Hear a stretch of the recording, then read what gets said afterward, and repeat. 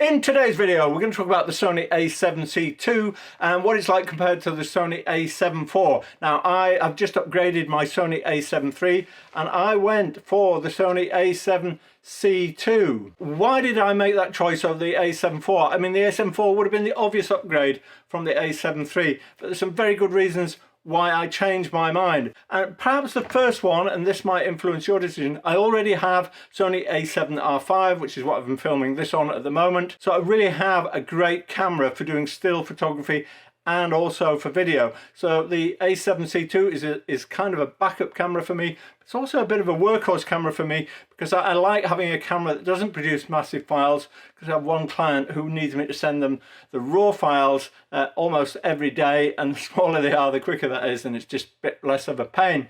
But I also wanted something that would complement my A7R5, and I felt the A7 IV would be just like really just a genuine backup camera. It'd be something like the A7R5, but just not quite as good.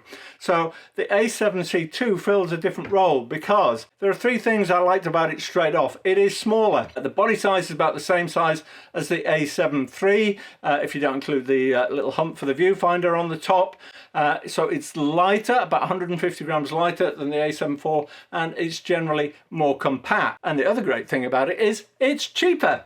So that was another bonus. Now, the best thing about it is, from an image quality point of view, it has exactly the same sensor as the A7 IV, but it has the advantage of having this new AI chip. So its autofocus and its subject recognition are phenomenal. I've really been impressed with both of those. So I tested the autofocus doing some street photography, and if you haven't seen my video on that, take a look at that. I'll leave a link up here somewhere at the top of the screen, and you can see why I really liked it and how quick it is to autofocus. Speaking of which, if you're looking for tips on your photography, why not sign up to my mailing list? It's on nifty50photographers.com, and you'll get a free ebook with 50 tips that'll help you improve your photography. Now let's get back to the Sony A7C II. So what are the downsides? So the viewfinder is not as good as you find in the A7 IV. Now that hasn't bothered me so far, I have to say, because most of the time I'm looking at the external screen, and that seems pretty good. I'm quite happy with that, even in bright sunlight. The second thing is there are not as many custom buttons.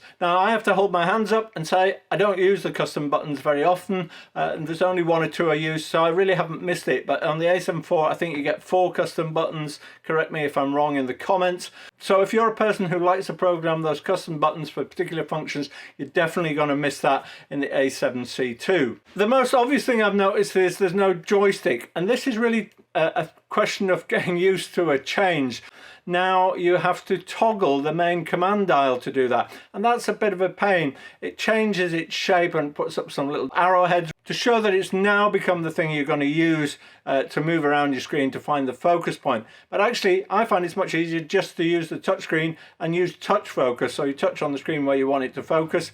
It's not as 100% precise because it's dependent on your finger, but that doesn't really matter. I found it dead easy to adapt and just use the touchscreen and forget about using the joystick. It's a little bit of a learning curve for me when I go back to my other camera and that has a joystick, but that's something that I'll just get my brain used to. Now the next thing is if you use an L bracket. So if you use an L bracket with your camera, you will find that the screen, when it flips out, will foul on the L bracket, and you can't turn the L bracket around really because the battery compartment would then be covered. So it's really the orientation you want to use it in. And the final downside is it only has one memory card slot. So what are my observations so far? So I've had the camera for about 3 weeks. I've used it for some of my commercial work, some of my property shooting, and I've also used it for a few other fun things like taking some street photography. So the focusing using the touchscreen I'm really happy with. It works great with my property stuff because I'm usually doing that from a tripod and looking at a viewfinder, and I can tilt the viewfinder around to find what I want. While we're talking about the touchscreen, one of the things I really love is its touchscreen functionality. They've really started to enable this now. So things like swiping left and right, you can do while you're reviewing your photos. You can also change many of your settings by swiping on the screen as well. And I find that a great bit of functionality. It's much quicker to do than working out which dial you should be twiddling. So I really love that.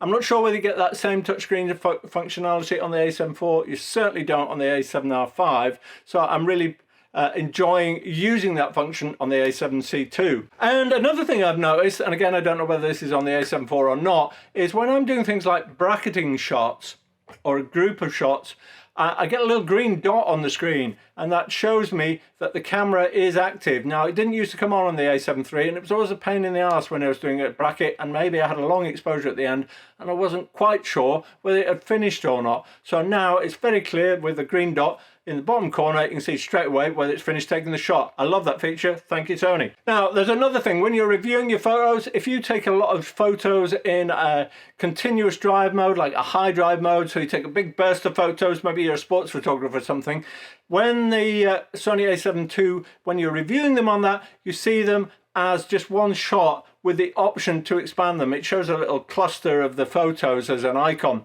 And so it means you can review your photos very quickly, and you can delve into that burst of photos if you want and come back out of it and carry on reviewing the rest of your shots. So that's a nice feature. Might also be on the A7 IV. I honestly don't know because I haven't looked at it in such fine detail. So let's talk about the memory card. So having one slot, yes, it is a bit of a pain, especially if you shoot video and photos on the same camera during the same period, because it's going to save it all to the same card and you'll have to separate them from the separate folders. If you have a memory card failure, clearly you can't use the second card as a backup because you ain't got one. So my advice is, make sure you buy good quality cards and change them on a regular basis. For me, I haven't found it to be a major issue at the moment. I'm predominantly shooting one kind of type of photography with it, either photos, still photos, or video, so that doesn't bother me.